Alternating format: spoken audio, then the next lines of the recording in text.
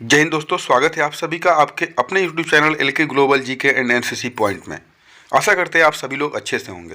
दोस्तों, इस वीडियो के माध्यम से मैं आप सभी के लिए मैप रीडिंग से संबंधित महत्वपूर्ण क्वेश्चन आंसर लेकर आया हूं, जो आपके BNC एग्जाम में बार बार पूछे जाते हैं।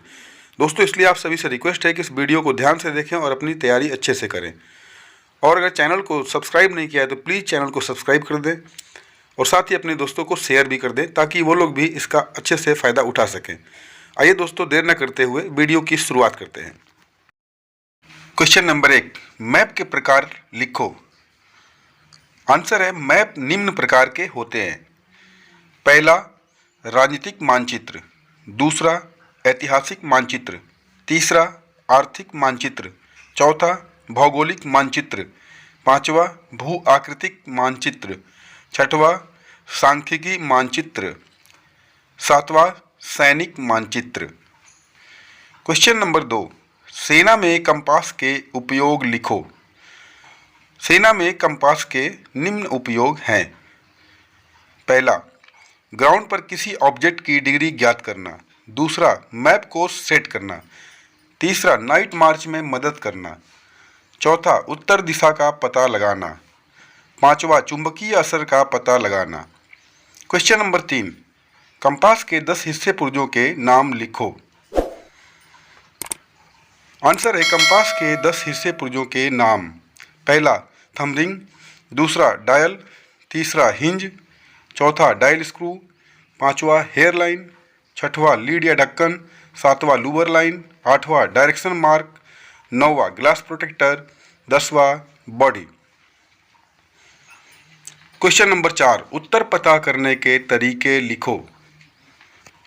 आंसर, उत्तर पता करने के निम्न तरीके हैं। पहला, कंपास द्वारा। दूसरा, सूर्य द्वारा। तीसरा, तारों द्वारा। चौथा, कब्रिस्तान और ईदगाह द्वारा। पांचवा, मस्जिद द्वारा। छठवां, घड़ी से। सातवां, GPS द्वारा। आठवां, पेड़ की पत्तियों से। नौवां, शिवालय या मंदिर द्वारा। क्वेश्चन नंबर 5, सर्विस प्रोटेक्टर के काम लिखो। आंसर, सर्विस प्रोटेक्टर के निम्नलिखित काम हैं। पहला, मानचित्र पर सीधी लाइन खींचना। दूसरा, मानचित्र पर किसी ऑब्जेक्ट की डिग्री पढ़ना। तीसरा, मानचित्र पर दो ऑब्जेक्ट के बीच की दूरी ज्ञात करना। चौथा, 6 फिगर ग्रिड डिस्टेंस ज्ञात करना। क्वेश्चन नंबर 1, मैप किसे कहते हैं। आंसर, पहला, कागज, दफ्ती या प्लास्टिक का टुकड़ा होता है। दूसरा, इसके ऊपर जमीनी डिटेल्स को एक निश्चित स्केल में रूढ़ि चिन्हों की मदद से हूबहू दर्शाया जाता है। तीसरा, इसे ही मैप कहते हैं। चौथा, इसे टॉपोग्राफिकल शीट भी कहते हैं।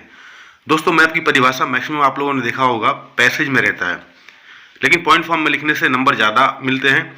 इसीलिए मैंने हर क्वेश्चन को, आंसर को पॉइंट फॉर्म में लिखने की कोशिश की है। क्वेश्चन नंबर 2, सेना में मैप का इस्तेमाल लिखें। आंसर, पहला, भूमि पर अपनी और शत्रु की स्थिति का पता लगाने के लिए। दूसरा, किसी स्थान की दूरी और दिशा पता करने के लिए। तीसरा, उचित रास्ते का चुनाव करने के लिए। चौथा, एक जगह से दूसरी जगह मार्च करने के लिए। पांचवा, धरातल पर पाई जाने वाले चीजों के बारे में मैप पर जानकारी हासिल कर सकते हैं। क्वेश्चन नंबर 3, ग्रिड नॉर्थ किसे कहते हैं। आंसर, पहला, नक्शे के ऊपर खड़ी ग्रिड लाइन ऊपर की ओर जिस दिशा में इशारा करती है उसे ग्रिड नॉर्थ कहते हैं। दूसरा, मैप के ऊपर वाले हिस्से को ग्रिड नॉर्थ कहते हैं। तीसरा, मैग्नेटिक नॉर्थ किसे कहते हैं। आंसर, कंपास की सुई जिस दिशा की ओर इशारा करती है उसे चुंबकीय नॉर्थ या मैग्नेटिक नॉर्थ कहते हैं। क्वेश्चन 5वां, ग्रिड लाइंस किसे कहते हैं। आंसर, पहला, मानचित्र पर खींची बैंगनी रंग की खड़ी और पड़ी लाइंस को ग्रिड लाइंस कहते हैं। दूसरा, इन्हीं की मदद से किसी स्थान का ग्रिड रेफरेंस निकाला जाता है। क्वेश्चन नंबर 6, रूढ़ि चिन्ह या कन्वेंशनल साइन किसे कहते हैं। आंसर, भूतल पर बने कुदरती और बनावटी निशानों को नक्शे पर दिखाने के लिए प्रयुक्त चिन्ह को रूढ़ि चिन्ह या कन्वेंशनल साइन कहते हैं। दोस्तों कन्वेंशनल साइन के द्वारा ही मैप के ऊपर सारे निशानों को दर्शाया जाता है। ये सर्वे ऑफ इंडिया द्वारा मार्क किया जाता है। क्वेश्चन नंबर 7, कंटूर लाइन किसे कहते हैं? आंसर, नक्शे पर समुद्र तल से समान ऊंचाई वाले स्थानों को मिलाने वाली लाइन को समोच्च रेखा या कंटूर लाइन कहते हैं। क्वेश्चन नंबर 8, मैप सेट करना किसे कहते हैं? आंसर, मैप को इस प्रकार रखना जिससे उसका ऊपर वाला भाग वास्तविक उत्तर दिशा की ओर हो, उसे मैप सेट करना कहते हैं। क्वेश्चन नंबर 9, स्पॉट हाइट किसे कहते हैं? आंसर, पहला, इसे मैप के ऊपर एक बिंदु के माध्यम से दर्शाया जाता है। दूसरा, किसी स्थान की समुद्र तल से ऊंचाई को इसी बिंदु के साथ लिख दिया जाता है, इसे स्पॉट हाइट कहते हैं। क्वेश्चन नंबर 10, कोल किसे कहते हैं? आंसर, पहला, दो ऊंची पहाड़ियों को मिलाने वाली तंग ऊंची जमीन को कोल कहते हैं। क्वेश्चन नंबर 11, टेकरी या नॉल किसे कहते हैं? आंसर, अकेले खड़े टीले को टेकरी या नॉल कहते हैं। क्वेश्चन नंबर 12, डिफाइल किसे कहते हैं? आंसर, पहला, कुदरती या बनावटी वह स्थान जहां से गुजरते समय सेना को अपना फ्रंट छोटा करना पड़े, ऐसे स्थान को डिफाइल कहते हैं। दूसरा, जैसे कि दर्रा, कोई पुल, नाला इत्यादि। क्वेश्चन नंबर 13, क्रेस्ट या चोटी किसे कहते हैं? आंसर, किसी पहाड़ी की सबसे ऊंची जगह जहां से चारों तरफ ढलान हो, उसे क्रेस्ट या चोटी कहते हैं। क्वेश्चन नंबर 14, अस्पर को परिभाषित करें या अस्पर किसे कहते हैं? आंसर, पर्वतमाला का एक तरफ निकला हुआ उभार जो नीचे की ओर जमीन से जा मिला हो, उसे अस्पर कहते हैं। क्वेश्चन नंबर 15, पठार या प्लेटो किसे कहते हैं? आंसर, काफी दूर तक फैले ऊंचे समतल इलाके को पठार या प्लेटियो कहते हैं। क्वेश्चन नंबर 16, बेसिन क्या है या बेसिन किसे कहते हैं?